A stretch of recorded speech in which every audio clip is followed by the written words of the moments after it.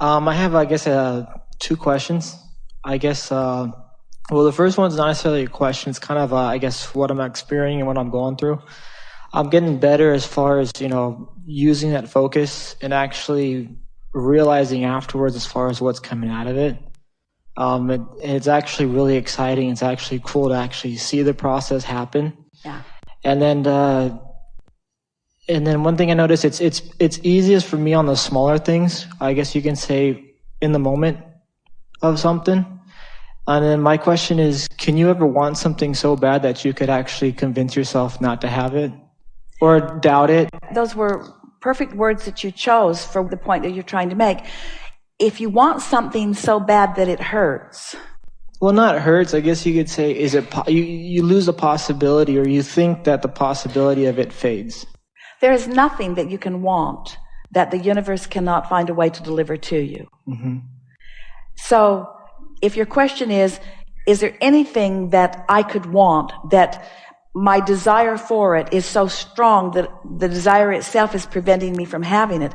The answer to that is no, never. But it feels like it. That's what Luke was trying to explain. He couldn't have wanted more to win one of those big things at the fair. He wanted it. But it wasn't coming to him because he wasn't in the vibrational place of allowing it to come.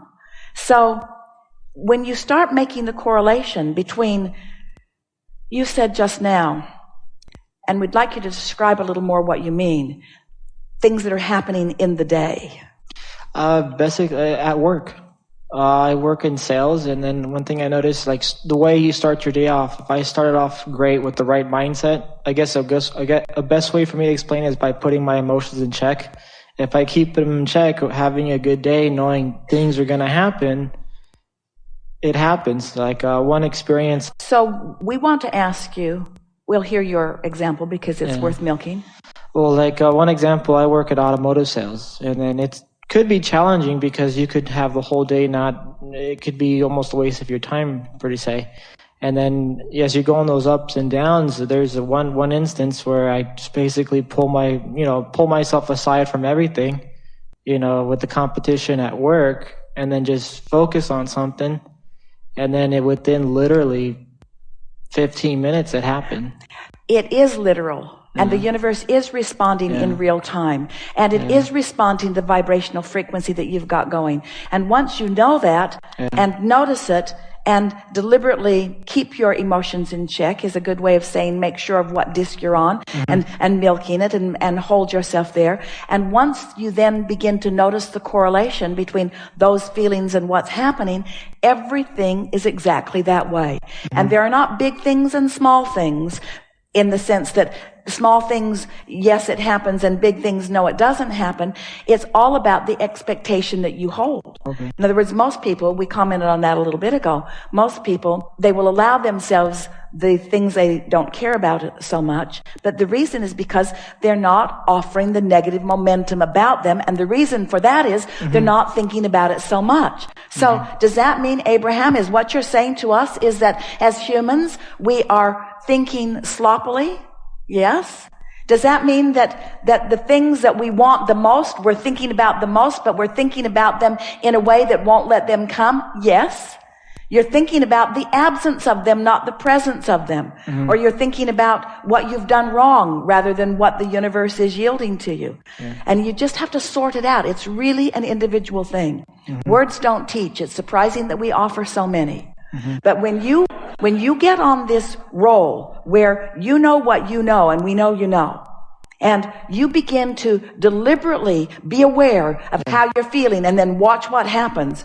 Esther was so excited coming away from that fair because she wanted to say to everyone, especially to those who had just lived it, when you feel like that, that's what happens. When you feel like that, that's what happens.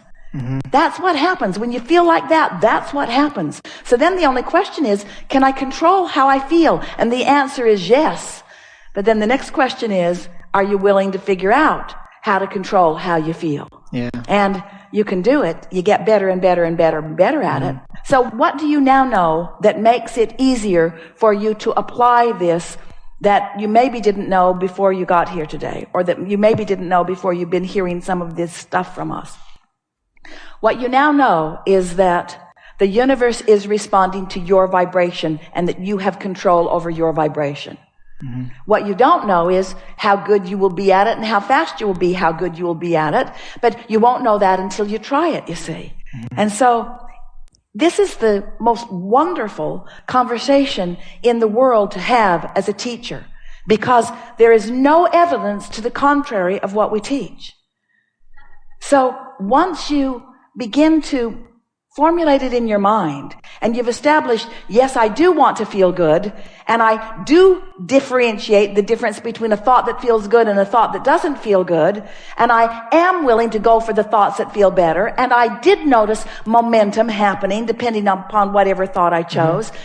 Now you begin to feel that feeling of invincibility. It feels great. Yes, it does. Yeah. Yes. But my question is, like, for me, it's getting easier, I guess, like you said, for the moment, for the days. But, like, say, for example, because for my dreams, my aspirations for my future, I could see, myself building the foundation. I could see the roots grow. But since it takes a longer amount of time for things to happen, I tend to focus on the how. And then when I focus on the how, that's where it goes. Well, don't do that.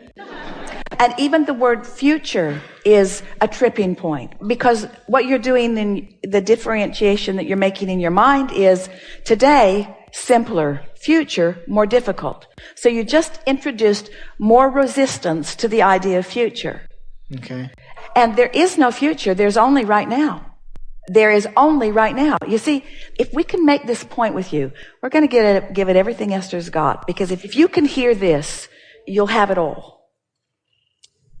Through the life that you've been living, you've put all of those desires, you called them dreams and aspirations. You've put all those things that you want in that vibrational reality, in that vortex of creation, that vibrational version that has not manifested. It's there and it's real and it's now. It's not future. It's now. It's not future. Luke didn't have a future bad day at the fair. He had a now bad day at the fair. Kate didn't have a future good day at the fair. She had a now good day at the fair. It just kept yielding and yielding and yielding and yielding and yielding. She had so many stuffed animals, they had to make a trip to the car. And on the stage with Train, are you kidding? Are you kidding? And the t-shirt flying through the air right into her arms. In other words, she was not having a future good experience. It's a now good experience. Because the experience, everything that you want is so that you can experience the moment of resonance when you merge with all that you are. That's why you want every single thing that you want. Whether it's an empire that you're building, you want it for the feeling of the merge. Whether it's a new car that you're wanting, you want it for the feeling of the merge. A lover, everything that you want it for the feeling of that resonance merging with the source within you. Mm-hmm. And that's now, and that's now, and that's now or it's not. It's now or it's not. It's now or it's not, but it's your choice. It's now or it's not.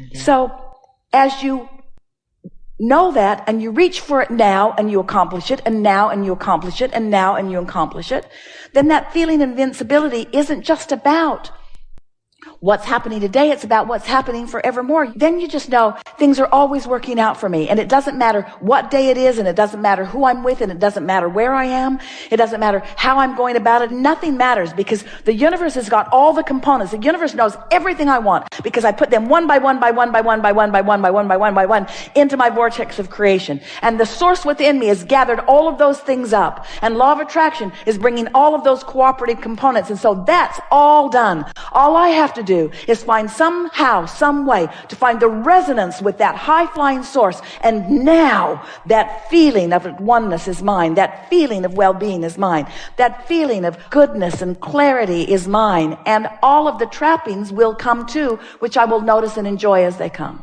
Okay, so that I understand it, so I guess not to say, so basically don't say it's in the future, because I've already, I'm starting to meet the right people. That's why that's where I could see the foundation. The future is a wonderful thing because it's full of a whole bunch of days like today. But here's what we really want to say to you. Your future is going to be like you feel today. Mm-hmm. Ooh. Your future is going to be like you feel today.